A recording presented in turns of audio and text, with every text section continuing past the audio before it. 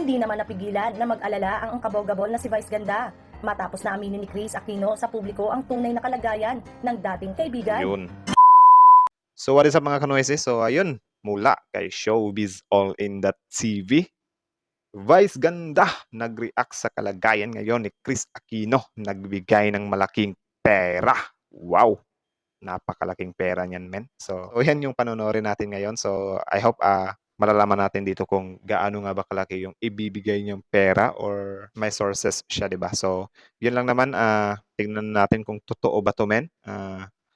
Yun, Showbiz All In TV, subscribe nyo yan. Tapos yun, kung trip nyo ng mga ganitong reaction video, may kasama kayo manood. Syempre, wag nyo na rin kalimutan i-subscribe yung YouTube channel natin, Noisy Spectators. So again, ang title nito ay Vice Ganda nag-react sa kalagayan ngayon ni Chris Aquino, nagbigay ng malaking pera.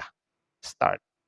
Mga ka-showbiz, hindi naman napigilan na mag-alala ang kabog-gabol na si Vice Ganda matapos na aminin ni Chris Aquino sa publiko ang tunay na kalagayan ng dating kaibigan. Yun.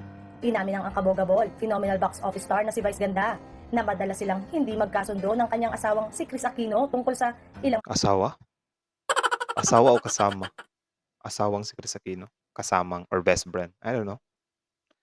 Na ano lang siguro siya, nalito, men. mga bagay-bagay pero never daw silang nag-away ng bonggang-bongga. Ganun naman. Dugtong pa nito. I mean, ganun naman talaga yung dapat na ginagawa ng mag-best friend, ano. Walang pinapatagal na away ba. Para lang din yung mag-jowa na wag niyong patagalin yung away niyo or wag niyong tulugan. Kasi sayang din yung friendship, 'di ba? Nasisira lang sa isang away. Pangit yun, men. Iba ang samahan namin ni Chris. Iba ang love namin ever since, di ba? Yun. Lagi niyang sinasabi na ako ang nagpapa-impluwensya kay Chris. Si Chris ang nagpapa-impluwensya sa akin. Humble. No, hindi ganon. Hindi namin sinasaklawan ang isa't isa sa lahat ng gusto namin gawin.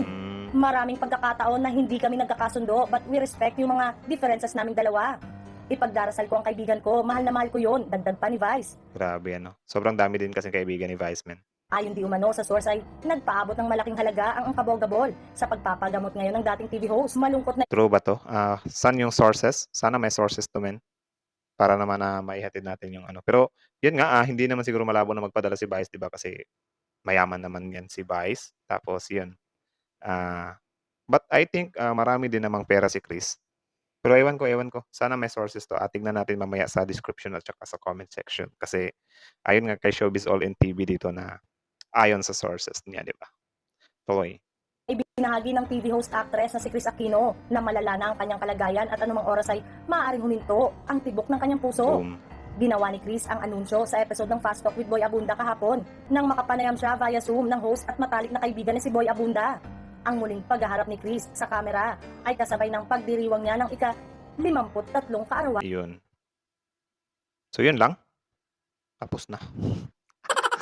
So yun lang guys. Tapos na, wait lang. Tignan natin kung meron ba siyang sources dito. O baka ano lang. Tawag dyan. Secret source lang. Wait a minute. So ayan, sa description wala namang sources na nilagay dito.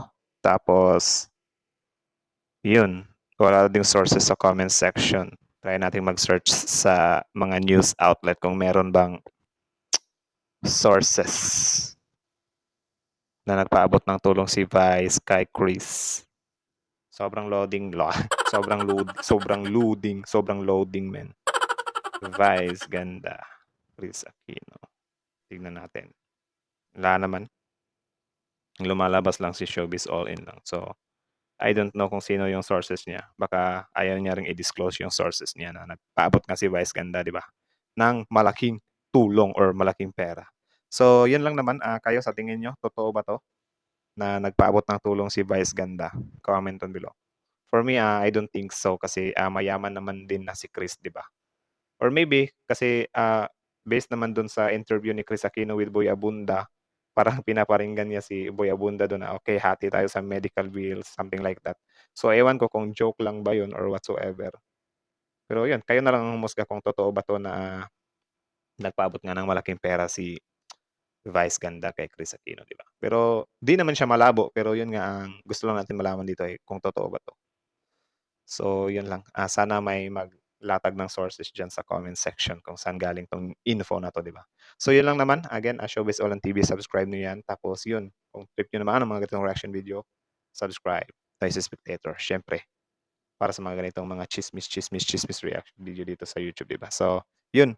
Kita-kits sa susunod nating reaction video. Nice Spectator is out.